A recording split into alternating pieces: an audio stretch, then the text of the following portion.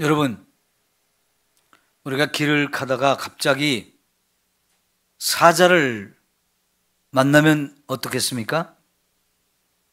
놀라 자빠져가지고 도망가기에 바쁘겠죠? 잘못하면 사자에게 사로잡혀 죽을 수도 있으니까 하여간 정말 자기가 할 수 있는 최대한 도망갈 겁니다. 근데 이제 도망가다가 도망간 것 같다. 이제 사자를 피한 것 같다.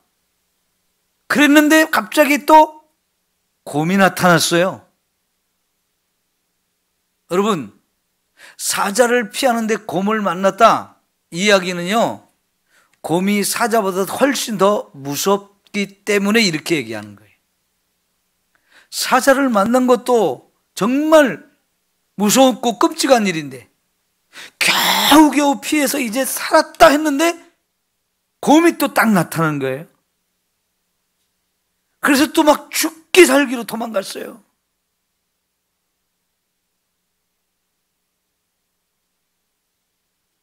그래서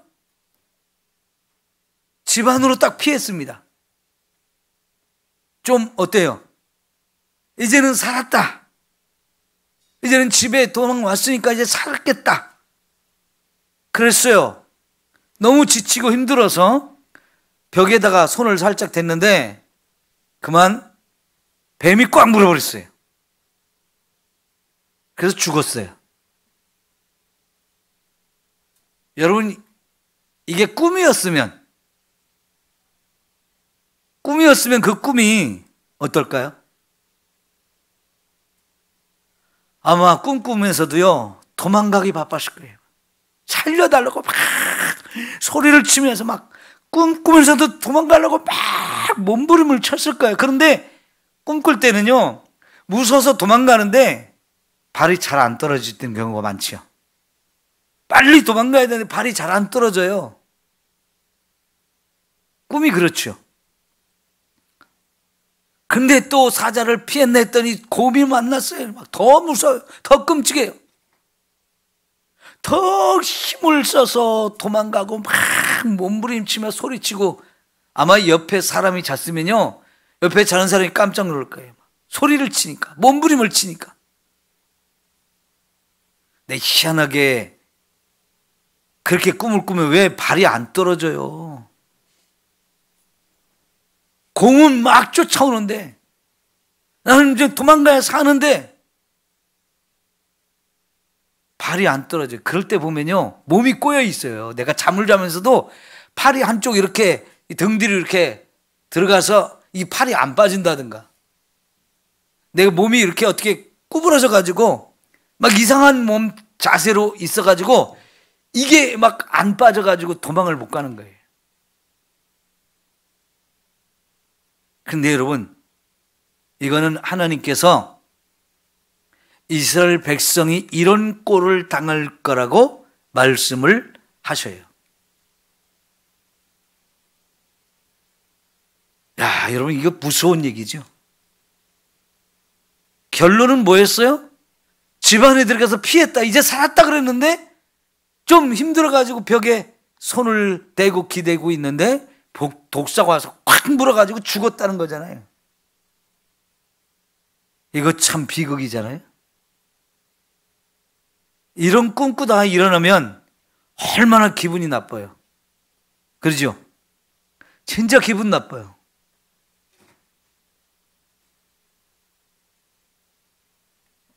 근데 이게 현실이라고 한번 생각해 보세요.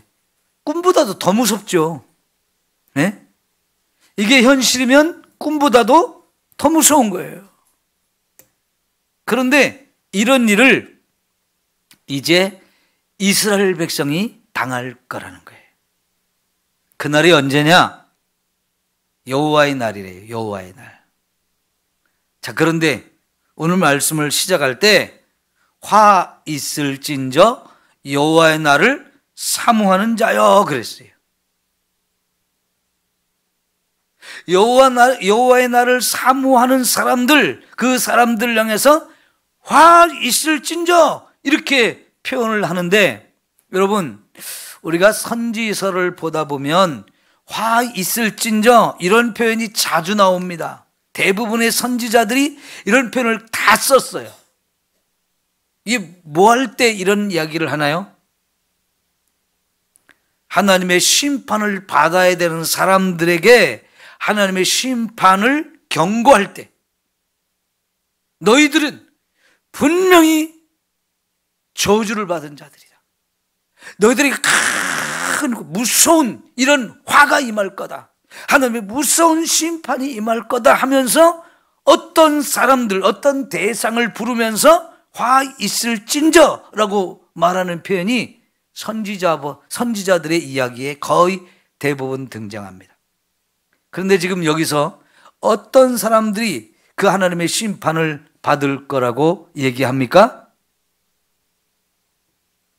여호와의 날을 사모하는 자들에게.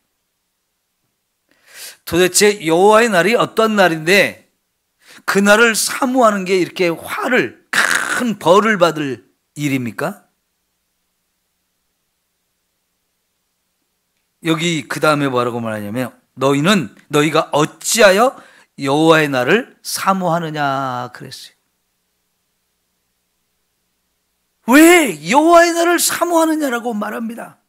지금 그들은 여호와의 날을 사모하는데 여호와의 날을 사모하는 자들 왜 어찌하여 그 여호와의 날을 사모하냐고 따지는 거예요. 그러면요, 여호와의 날을 사모하는 게 지금 잘못된 일이라고. 그거 사모하다가 결국은 무서운 진노, 무서운 심판을 받을 거라고 얘기하는 거예요. 여호와의 날이, 그날은 어떤 날이라고 말하나요? 그날은 어두우며 빛이 아니라. 다시 말하면 이 여호와의 날을 사모하는 자들은 그날이 빛이 확 비치는 날이 될 거라고 사모하고 있다는 얘기예요. 그런데 하나님 말씀하시기를 여호와의 날, 그날은 깜깜한 어둠이 임하는 날이다. 그러니까 지금 여호와의 날을 사모하는 사람들의 마음에 기대하는 것과는 전혀 다른 날이 된다는 얘기죠. 막 밝은 빛이 확 비치는, 너무나 아름답고 너무나 좋은 기쁨이 넘치는 그런 승리의 날일 거라고 생각하는데 아니라는 겁니다. 그날은 깜깜한 어둠이 임하는 날인데, 다시 말하면 심판과 절망과 애곡과 탄식의 날이 될 거라는 것이죠. 그래서 표현한 게, 사자를 만나가지고 도망가다가 또 곰을 만났어요. 구사일생으로 도망가서 집에 딱 들어가서 이제 살았다 했는데 너무 힘들어서 벽을 짚고 잠깐 쉬려고 그러니까 독사가 그냥 꽉 물어서 죽었다는 거예요. 피할 길이 없다는 겁니다. 너무 무서운 적을 만나서, 너무 무서운 이런 짐승 같은 사자 같고 곰 같고, 그래서 독사 같은 것들을 만나가지고 이리 도망가도 또 쫓아오고 저리 도망가도 쫓아오고, 이제는 살았다 했는데 결국은 끝까지 나를 해하는 것들이 있어가지고 살지 못하고 죽어버리는, 비극으로 끝나는 그런 무섭고 끔찍한 재앙의 날이 될 거라고 말씀을 하시는 거죠. 여호와의 날은 빛없는 어둠이 아니며 빛남 없는 캄캄함이 아니냐, 이렇게 물어보잖아요. 깜깜한 날이고 어둠이 깊은 그런 날이 될 거라는 거예요. 도대체 이 여호와의 날이 뭔데 이렇게 된다는 겁니까? 여러분, 아까도 말씀드렸지만 대부분 선지자들이 화 있을전지 이런 이야기를 했듯이 대부분의 선지자들이 또 여호와의 날에 대해서 이야기를 했어요. 여호와의 날은 그런데 두 가지 특징이 있어요. 두 가지 특징. 하나는 구원받을 사람을 구원하는 날이 여호와의 날이에요. 그런데 그날에 또 심판받아 마땅한 사람들한테 하나님 무서운 심판을 내리는 날이에요. 이 두 가지가 함께 있는 날이 여호와의 날인데, 그러면 이 여호와의 날을 사모하는 사람들은 그날이 어떤 날일 거라고 기대를 하는 겁니까? 구원의 날일 거라고 기대를 하는 거죠. 자기들은 구원받을 거라고 하면서 그날이 빨리 왔으면 좋겠다라고 그날을 막 사모하고 있는 거지요. 그런데 하나님은 그들에게 반대로 얘기하죠. 너희들이 그날이 막 너희가 구원받을 날이라고 생각하면서 우리는 구원받을 거니까 그날이 빨리 왔으면 좋겠어. 나는 그날의 기쁨에 노래를 부를 것이고 하나님을 찬송할 거야. 근데 하나님은 뭔 얘기요? 나는 너희를 위해서 무서운 심판을 준비했는데, 너에게 어마어마한 재앙을 준비했는데 너희들이 그날을 기다리는 거야? 그날을 기다리는 너희들, 사모하는 너희들 화 있을진저 그런 거예요. 여러분, 도대체 여호와의 날이 어떤 날인데 이렇게 우리의 생각하고 하나님의 생각이 다를까요? 자, 여러분, 아모스 바로 앞에 요엘서 우리가 봤죠? 그때 봤던 말씀을 좀 다시 한번 돌아가서 확인해 보겠습니다. 요엘서 1장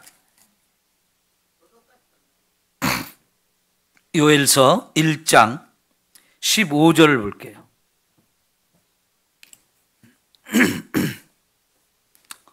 자, 시작. 슬프다 그날이여, 여호와의 날이 가까워왔나니 곧 멸망같이 전능자에게로부터 있으리로다.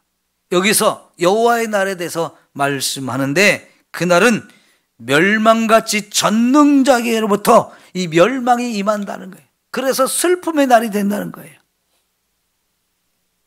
여호와의 날, 하나님께서 요엘 선지자를 통해서 첫 번째 하신 말씀이 여호와의 날은 우리가 슬퍼할 수밖에 없는 날, 우리가 멸망하는 날이 되는데 그것도 하나님이 우리를 멸망하기 위해서 준비한 날이다, 이렇게 말씀하셔요.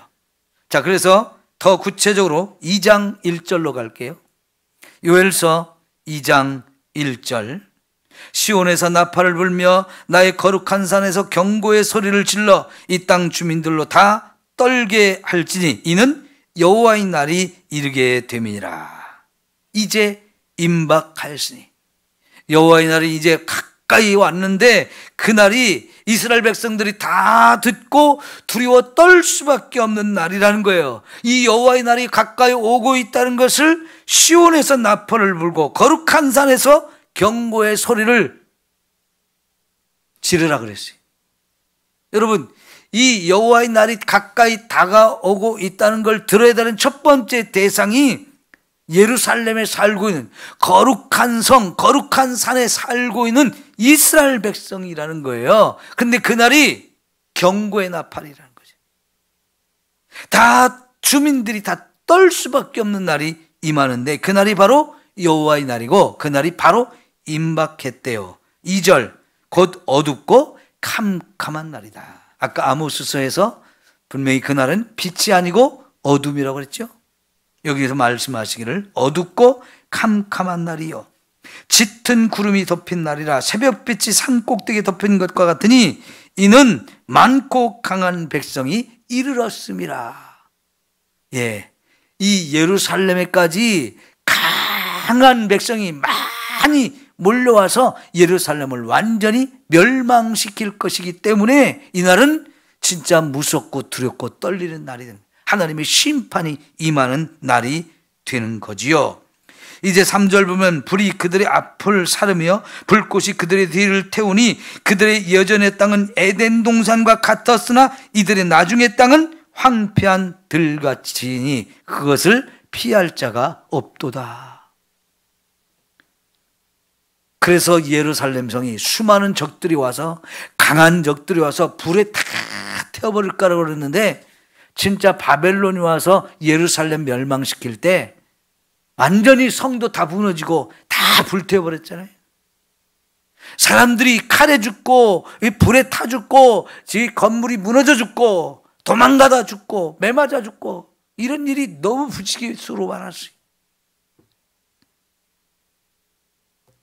자, 여러분 10절 볼까요?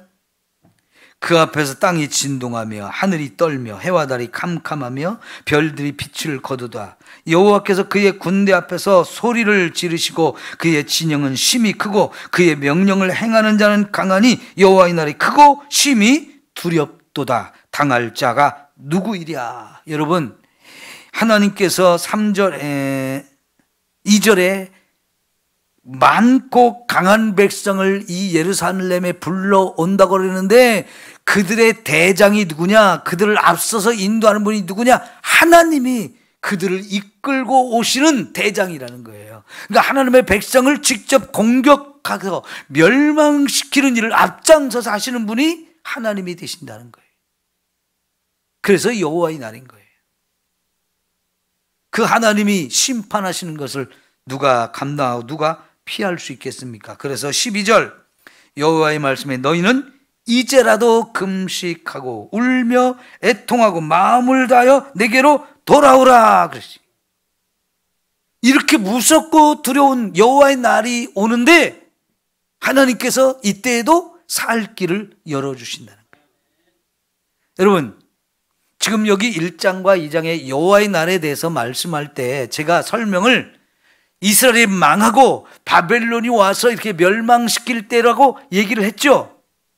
그런데요, 이거는 그때만을 얘기하는 게 아니고 우리 예수님이 재림하는 날도 이와 똑같아요. 그러니까 지금 이 여호와의 날은 이 땅에서 역사적으로 여러 번 있었어요. 여러 번.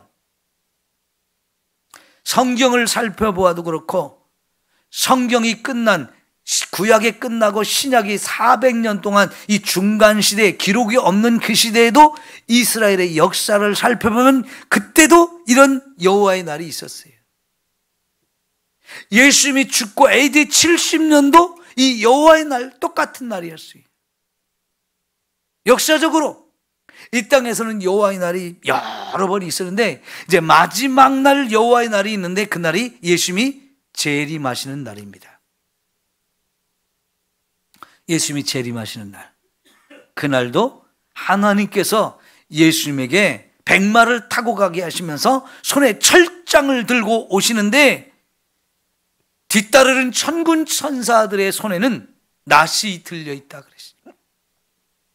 예수님도 그 철장을 천하만국을 향해서 휘둘러 가지고 세상의 권세와 모든 명예, 지위, 권력 이런 것들을 사로잡은 사람들에게 확 휘둘러가지고 한 번에 다 멸망시킨다고 그랬어요. 천사들이 낫을 들고 쫙 휘두르면 추수할 곡식을 쫙 긁어 모은다고 그랬어요. 이게 여호와의 날에 대해서 하나님이 설명하는 이야기들인데요.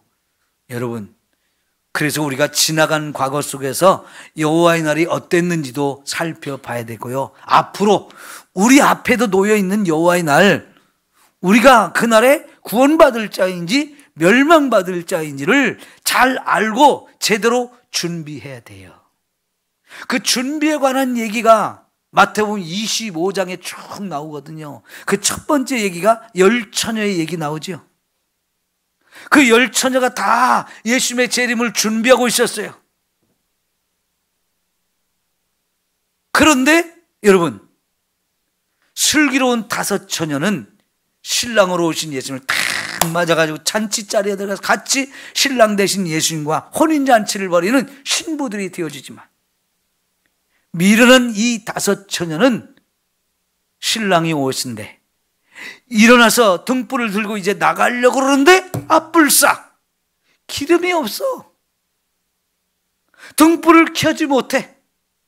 등불을 켜가지고 이렇게 들고 나가면서 예수님이 어디 계신지도 알아야 되고 나의 몸을 밝혀서 예수님이 나 여기 있어요 하고 예수님 볼 수 있도록 이렇게 하고 나가야 되는데 등불을 못 켜는 거예요. 그래서 예수님을 맞이하지 못해서 바깥 어두운데 쫓겨나서 슬플며 이를 갈 거라고 그랬잖아요.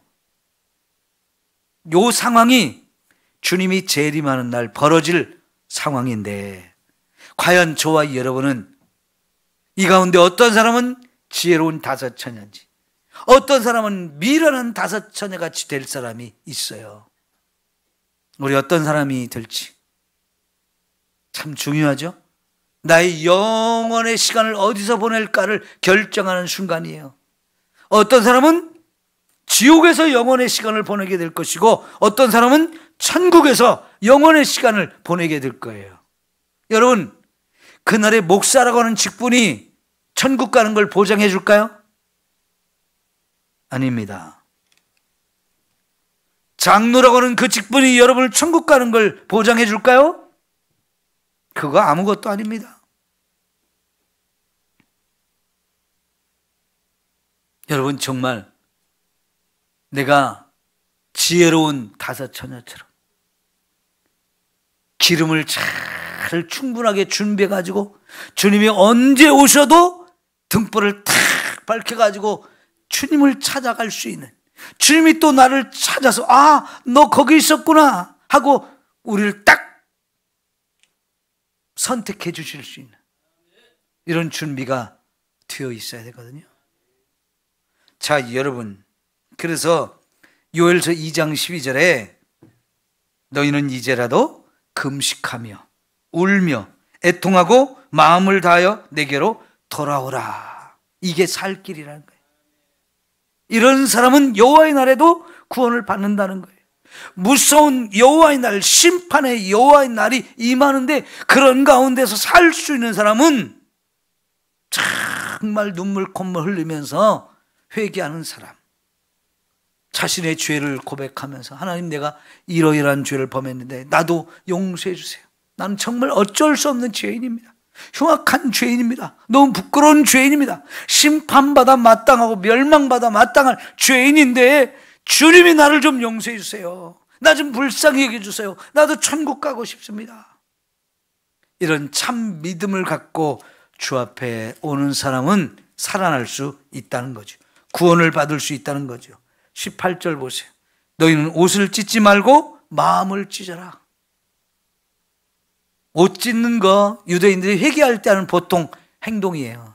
근데 그런 거 그거 아무 의미 없다는 거예요. 마음을 찢어야 된다는 거지.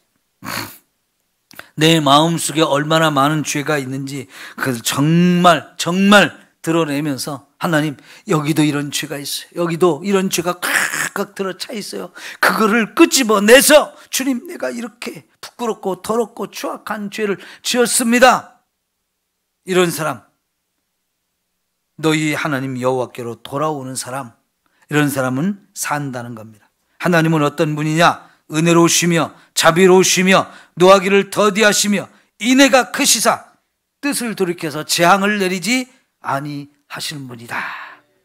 재앙을 준비했다가도 이런 사람한테는 재앙을 싹 걷어버리시고 우리를 구원해 주신다는 거죠. 주께서 혹시 마음과 뜻을 돌이키시고 그 뒤에 복을 내리사 너희 하나님 여호와께 소제와 전제를 드리게 하지 아니하실는지 누가 알겠느냐. 너희는 시온에서 나팔을 불어 거룩한 금식일을 정하고 성회를 소집하라. 백성을 모아 그 모임을 거룩하게 하고 장로들을 모으며 어린아이와 젖 먹는 자를 모으며 신랑을 그 방에서 나오게 하며 신부도 그 신방에서 나오게 하고 여호와를 섬기는 제사장들은 낭실과 제단 사이에서 울며 이르기를 여호와여 주의 백성을 불쌍히 여기소서. 주의 기업을 욕되게 하여 나라들로 그들을 관할하지 못하게 하옵소서. 모든 사람 나와서 회개하라는 거예요. 제사장도 나오고 장로들도 나오고 어린아이도 나오고 젊은 신랑과 신부도 방에서 나와서 기쁨을 누릴 때가 아니라는 거예요. 통곡하며 같이 울면서 회개할 때라는 겁니다. 자, 그러면 18절에 그때에 여호와께서 자기의 땅을 극진히 사랑하시어 그의 백성을 불쌍히 여기실 것이라. 여호와께서 그들에게 응답하여 내가 너희에게 곡식과 새 포도주와 기름을 주리니 너희가 이로 말미암아 흡족하리라. 내가 다시는 너희가 나라를 뜰 가운데 욕을 당하지 않게 할 것이다. 북쪽 군대를 너에게 멀리 떠나게 하며 메마르고 적막한 땅으로 쫓아낼 것이다. 여러분, 하나님의 베푸신 은혜가 얼마나 놀라운지요. 이제 21절에 땅이여 두려워하지 말고 기뻐하며 즐거워할지어다. 여호와께서 큰 일을 행하셨습니다. 특별히요 23절 시온의 자녀들아 너희는 너희 하나님 여호와께로 말미암아 기뻐하며 즐거워할지다. 그가 너희를 위하여 비를 내리시되 이른 비를 너희에게 적당하게 주시리니 이른 비와 늦은 비가 예전과 같을 것이라. 여러분, 하나님이 이른 비와 늦은 비를 적당한 때마다 주셔서 곡식들이 풍성하게 주렁주렁 열매를 맺고 풍성한 곡식을 거둬들여서 먹고 마실 것 조금도 두려워하지 않아도 되게 해주신대요. 그런데 이것은 곡식만 주신다는 얘기가 아니고 이 이른 비와 늦은 비가 뭘 말하는 거예요? 성령을 부어주신다는 얘기잖아요. 그래서 그 얘기를 28절에 더 구체적으로 설명합니다. 그 후에 내가 내 영을 만민에게 부어주리니 너희 자녀들이 장래일을 말할 것이며 너희 늙은이는 꿈을 꾸며 너희 젊은이는 이상을 볼 것이며 그때 내가 또 내 영을 남종과 여종에게 부어줄 것이며 내가 이적을 하늘과 땅에 베풀리니 곧 피와 불과 연기 기둥이라. 여러분, 자, 그러니까 이 여호와의 날은 두 가지 큰 날이에요. 두 가지. 하나는 심판받아 마땅한 사람들에게 하나님이 무서운 심판을 내리시는데, 처음에 이 여호와의 두려운 날을 말할 때 그 대상이 바로 하나님 백성이었어요. 이스라엘 백성, 구원받은 백성이었어요. 그러니까 구원받은 하나님의 백성들도 이런 무서운 하나님의 심판을 받아 마땅한 사람들이 너무나 많다는 거예요. 그런데 하나님께서는 그런 자들에게 너희가 그런 진도를 받아 마땅하지만 살 길을 열어줄게. 그게 바로 회개하는 거다. 내게로 돌아와라. 그러면 그 심판의 날이 너희에게는 구원의 날로 바뀔 것이다.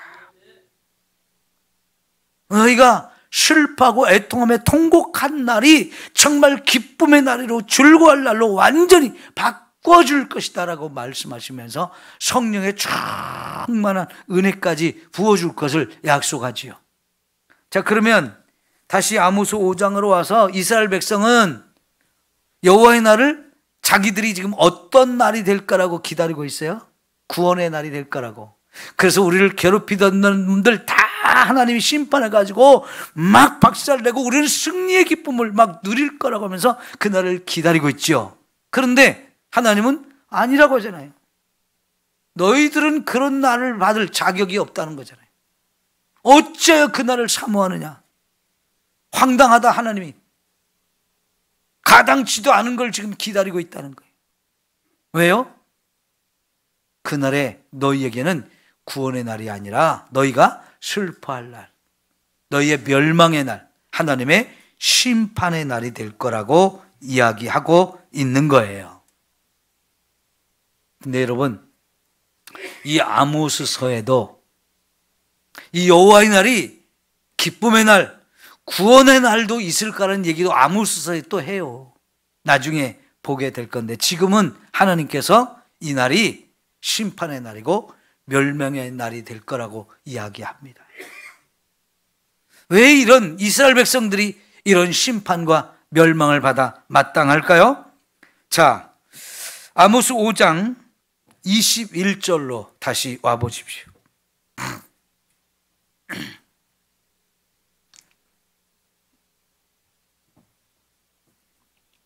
자, 5장 21절 보면 내가 너희 절기들을 미워하여 멸시한다. 이스라엘 백성들에게는 하나님 주신 절기들이 많잖아요. 근데 이스라엘 백성이 열심히 모여서 절기를 지키고 있는데 하나님께서는 그걸 싫어하고 미워한대요. 그 다음에 너희 성회들을 기뻐하지 아니한다. 이스라엘 백성들이 다 뭐 안식일이나 월삭이나 이런 때 열심히 모여서 예배를 드려요. 예배를 드릴 모임, 그들의 예배, 하나님이 기뻐하지 않겠다는 겁니다. 그 다음에 너희가 내게 번제나 소제를 드릴지라도 내가 받지 아니할 것이다. 여러분, 제사를 드릴 때는 반드시 번제와 소제를 드리잖아요. 이스라엘 백성들 열심히 번제도 가지고 소제도 가지고 와서 드렸습니다. 그런데 하나님 그거 안 받으신답니다. 너희 살찐 희생의 화목제도 내가 돌아보지 아니하리라. 보통의 화목제는요, 송아지를 드렸어요. 송아지는요, 큰 제물입니다. 비싼 제물입니다.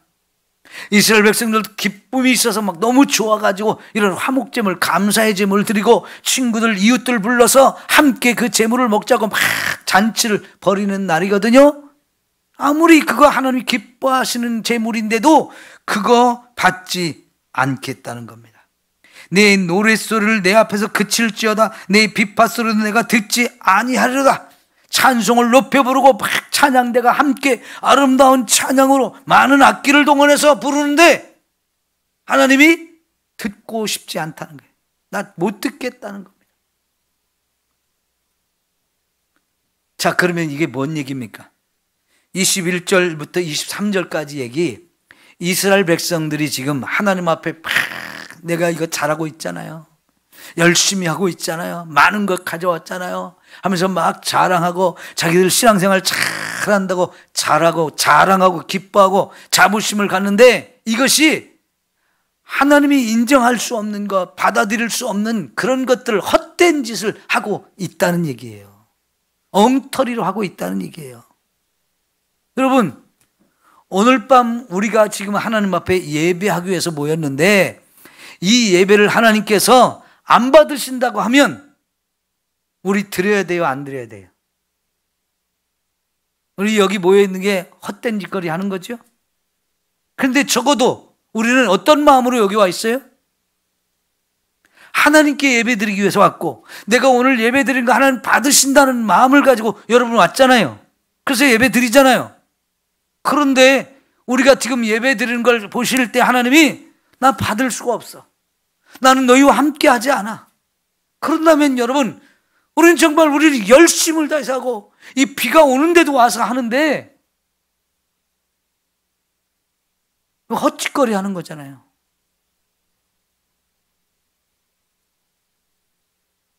그러니까 우리가요, 예배 드릴 때 정말 어떻게 드려야 되겠습니까? 하나님이 받으실 수 있도록 드려야 되는 거예요. 여기서 말하는 거는 많이 열심히 하는데 형식적이라는 거예요. 형식적이라는 거예요.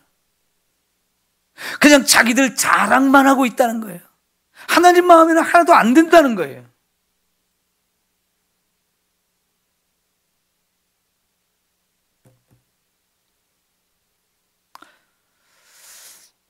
얼마 전에 저희 집사람이 저한테 무서운 얘기를 했어요. 제가 전도에 대한 이야기를 하면서 전도를 안 하는 목사님들과 전도를 안 하는 교회 얘기를 했잖아요. 저한테 그 소리 하다가 우리가 회개해야 된다고 그런 얘기를 했어요.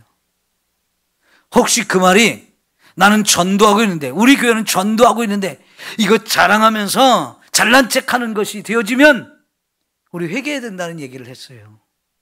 제가 깜짝 놀랐어요. 그것이 내 자랑거리인 것처럼.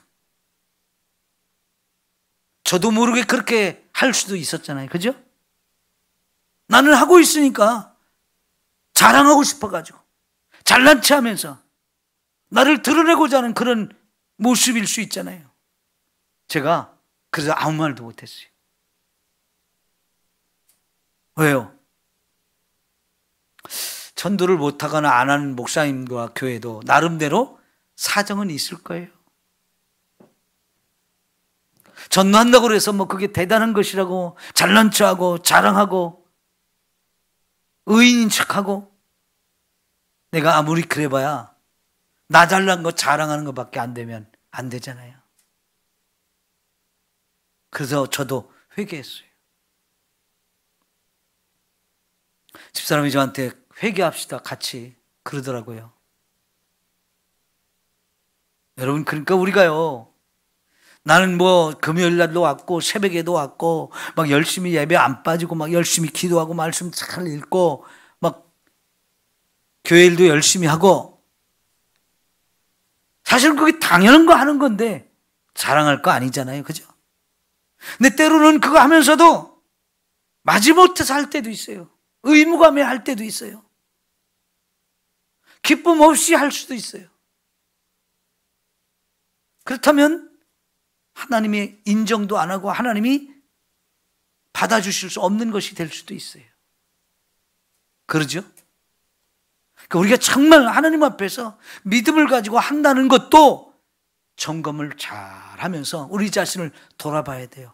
과연 이것이 하나님 앞에 나 잘났다고 교만하게 내 자랑으로 하는 것인지, 하나님 앞에 진정으로 감사와 기쁨으로 자원해서 정말로 내 최선을 다해서 하나님께 영광을 돌리려고 하는 것인지.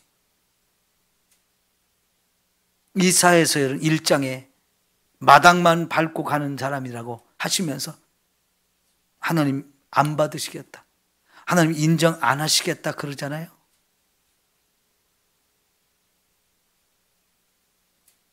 그렇기 때문에 화 있을진저 그랬어요. 그렇기 때문에 여호와의 날이 구원의 날이라고, 우리의 승리의 날이라고 막 기대하고 있는데 너희에게는 그가 해당한 사항 없어. 너희를 향한 나의 계획은 무서운 심판이야. 너희를 멸망시킬 걸 준비했어. 화가 임한다, 이렇게 말씀하시는 거예요. 만약 우리한테 지금 하나님 그렇게 말씀하신다면 우리 정말 안 되잖아요.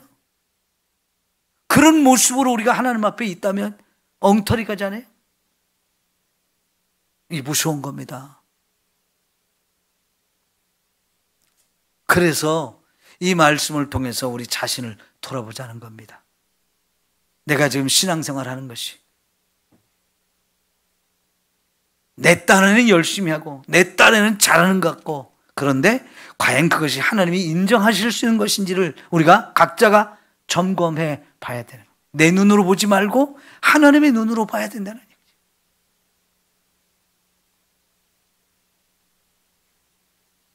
내가 아무리 잘난다고 내가 아무리 큰 소리를 쳐도 하나님이 인정 안 하면 아니잖아요. 그래서 하나님이 하시는 말씀이 뭐냐면 24절, 우리 기장의 예전부터 굉장히 좋아하는 규장의 목사님들과 성도들이 가장 좋아하고 강조하던 말씀이에요. 다 같이 한번 읽어봅시다. 시작. 오직 정의를 물같이 공의를 마르지 않는 강같이 흐르게 할지어다.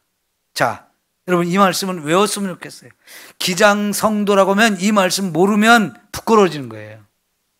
가장 중요하게 생각하고 이 말씀에 목숨을 걸고 박정희와 전두환의 독재 정권에 맞서서 싸우다가 감옥 간 사람도 많고 지도새도 모르게 맞아 죽거나 끌려가 죽은 사람도 있고요, 고문당한 사람도 많아요. 그래도 이 말씀을 주장했어요. 뭐라고요? 정의를 물같이 공의를 강물같이 흐르게 하라. 오직 정의를 물같이 공의를 강물같이 흐르게 하라. 계속 이야기를 부르짖으면서 지금 우리가 사는 세상이 하나님의 정의와 공의가 다 땅에 떨어지고 짓밟히고 있다는 거예요. 그럴 때 우리 예수 믿는 사람들이 하나님의 이 말씀을 붙들고 우리가 사는 세상이 공의가 흐르게 하고 강물같이 정의가 흐르는 세상이 되어야 된다고 막 외치면서 날 잡아가시오, 나를 죽이려면 죽여라 하면서 목숨을 걸고 독재 정권과 맞서 싸웠던 말씀이 이 말씀이에요. 왜요? 세상은 정의와 공의가 사라졌기 때문에. 독재하는 사람들이 그 독재의 권력을 가지고 그 독재 권력이 뭐 1000년 100년 갈 줄 알고 마구마구 사람을 잡아가고 무시하고 때리고 죽이고 이런 일들을 너무나 많이 했잖아요. 그런 부르짖음을 하다가 결국 잡혀가서 감옥살이하고 옥에 갇혀서 매를 맞고 심지어 죽기도 하고 그런 분도 많았어요.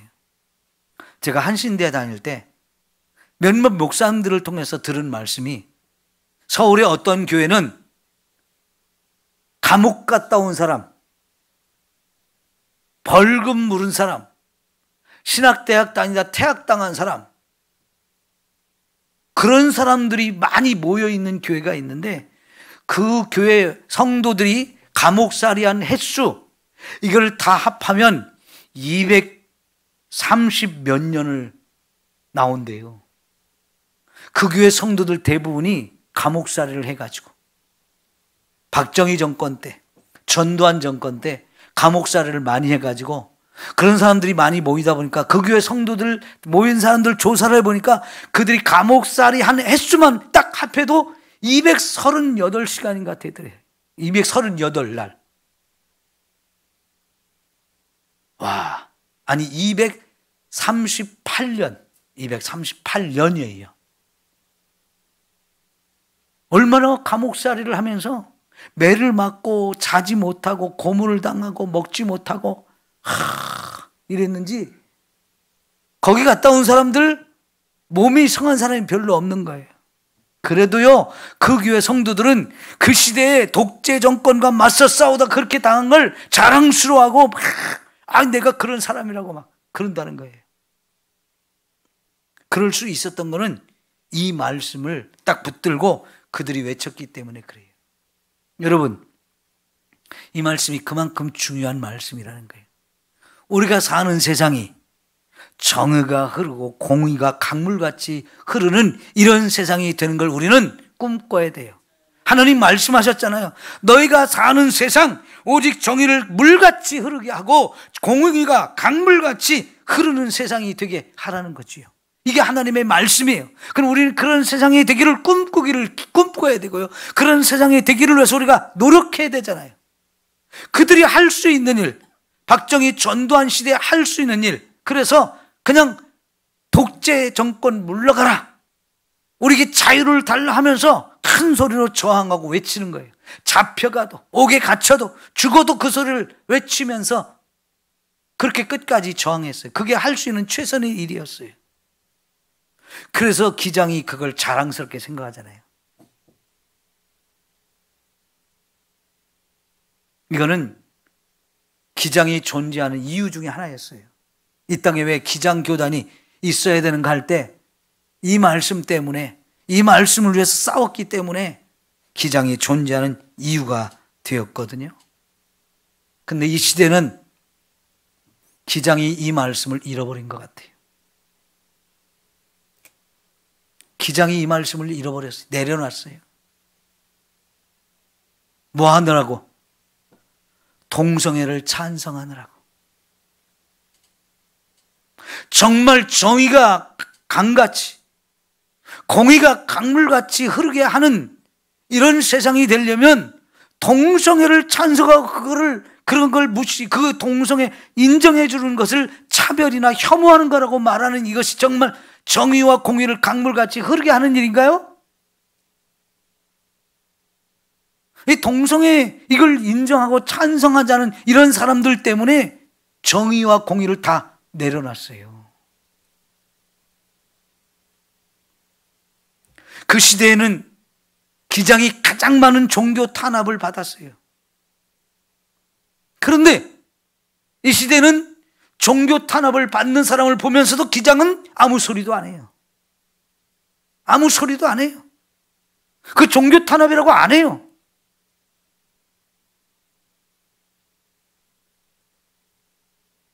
기장도 이 말씀을 내려놨다는 거예요. 그러니까 여러분, 우리가 하나님의 무서운 심판과 저주의 날로 내가 받지 않으려면 오직 정의를 물같이 공의를 강물같이 흐르는 세상이 되도록 해야 되는데, 내가 그렇게 삶을 살아야 되는데 이렇게 안 살면 여호와의 날이 심판의 날이 되지 구원의 날은 안 된다는 겁니다. 여호와의 날이 나에게 구원의 날이 되려면 내가 이런 세상을 만드는 일에 내 자신이 헌신하고 내가 정신을 차려서 같이 힘쓰지 않으면 그날은 우리에게 구원의 날이 아니라 심판의 날이 된다는 겁니다. 여러분, 하나님의 심판을 받기를 원하십니까? 구원을 받기를 원하십니까?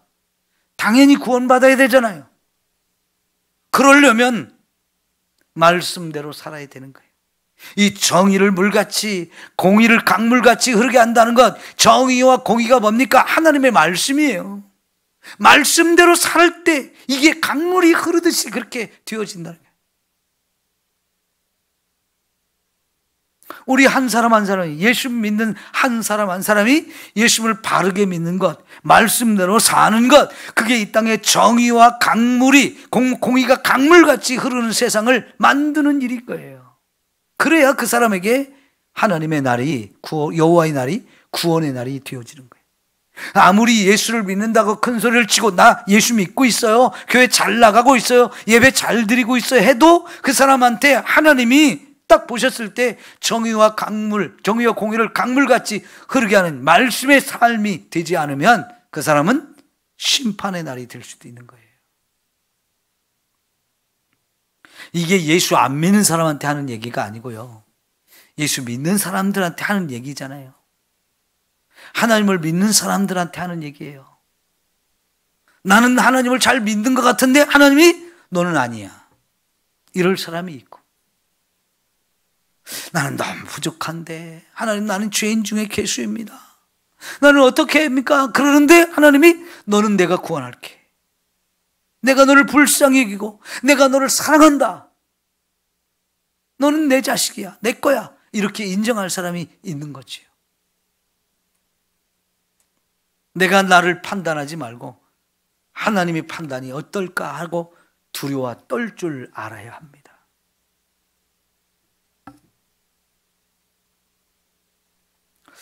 이제 25절 26절은 여호와와 함께, 하나님과 함께 다른 우상을 같이 섞여서 섬기는 이 혼합주의들, 이 혼합주의에 빠져 있는 사람들 다메섹 밖으로 사로잡아 가리라 그랬어요. 다메섹은요, 이스라엘 저 북쪽에 있는 강한 나라입니다. 근데 그보다 더 먼 곳으로 사로잡혀 갈 것이라고 했어요. 그러니까 다메섹에 의해서 멸망당하는 것보다 더 무서운 멸망이 임할 것을 말씀하는 거지요. 여러분, 우리의 신앙이 혼합되게 된 거, 혼합주의가 된다는 거 무서운 겁니다. 하나님을 믿으면서도 동시에 세상 것도 붙들고 있는 것, 그러니까 하나님과 더불어 재물을 섬기거나 세상의 권력을 섬기거나 내 육체의 욕망, 이런 것들을 같이 붙들고 있는 사람, 둘 중에 하나는 끊어야 되는데 두 가지 다 내가 좋아하는 거니까, 나에게 소중한 거니까 붙들고 있는 사람, 이거 혼합주의거든요. 여러분, 기장의 이 퀴어 신학이라는 게 혼합신학입니다. 혼합신학.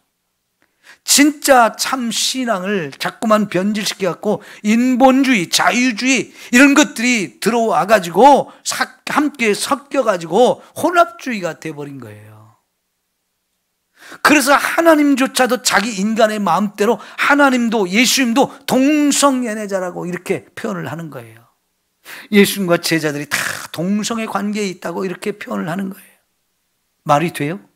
어떻게 이런 신학을 만들어가지고 우리가 믿는 하나님도 성부, 성자, 성령이 동성의 관계이고 또 예수님과 제자가 동성의 관계를 맺고 있다고, 예수님 동성애자로 만듭니까? 이런 하나님을 믿으라고요? 그런 신학을 가르치면서 학생들을 안수져가지고 교회로 보낼 때 그런 신학교를 우리가 어떻게 인정합니까? 이게 다 혼합주의거든요. 하나님은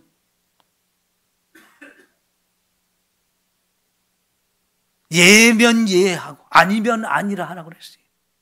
예든지 아니라고 하든지 둘 중에 하나라 그랬어요. 그죠? 적당히 이것도 섞고 저것도 섞어가지고 사람들 보기에 듣기에 막 좋게 하는 이런 신학, 이런 신학이 자유주의 신학이고요. 이 자유주의 신학이 결국 여기까지 퀴어 신학까지 왔어요. 얼마나 무섭고 두렵고 떨리는 일인지 몰라요.